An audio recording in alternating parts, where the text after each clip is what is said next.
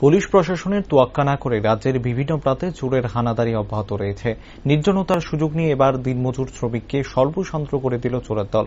ঘটনা বিশালপুর থানাধীন অফিসটিলা নতুনপল্লী এলাকায়। জানা গেছে, দিনমজুর সুকুমার সাহা 3 দিন আগে জিরানিয়াতে এক আত্মীয়ের বাড়িতে বেড়াতে গিয়েছিলেন। মঙ্গলবার সকালে প্রতিবেশীরা বাড়ির গেট ও দরজা খোলা অবস্থায় দেখতে পেয়ে ফোন করে বিস্তারিত জানায়। এই খবর পেয়ে বাড়িতে এসে দেখেন কিছুই নেই বাড়িতে। মানুষের বাড়ি কাজ করে 10,000 টাকা জমিয়েছিলেন তিনি, সেটাও চোরের দল নিয়ে গেছে বলে অভিযোগ করেন তিনি। এ বিষয়ে বিশালগড় থানায় অভিযোগ জানিয়েছে পরিবারটির পক্ষ থেকে। বেড়াতাম গেছিলাম আমি, আত্মীয় বেড়াতাম গেছি। আমার জিনিসপত্র সব ফালা হয়েছে সব, আর 10,000 টাকা নিচ্ছে, বাইসাইকেলটা নিচ্ছে।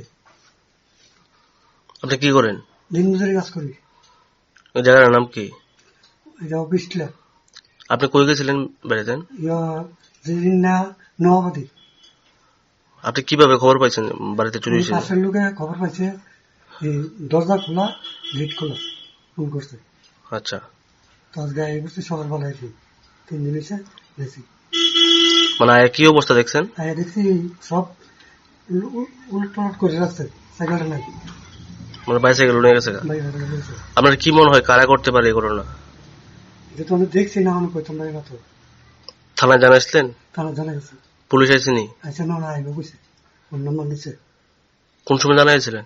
10টা দিয়ে। কি কি নিচে ঘর থেকে? নিচে 10,000 টাকা নিচে, বাইসাইকেল নিচে, গোডরেজ ভাঙছে, শোকেসের জিনিস, গোডরেজের জিনিস সব পালা যাচ্ছে। মানে টাকাটা কিসের টাকা আছে? 10,000 টাকা রাখছিলাম। কিসের টাকা? কাতের টাকা। মানে কাজ করে জমাইছেন। হ্যাঁ। আপনার নাম? সুকুমার নাম।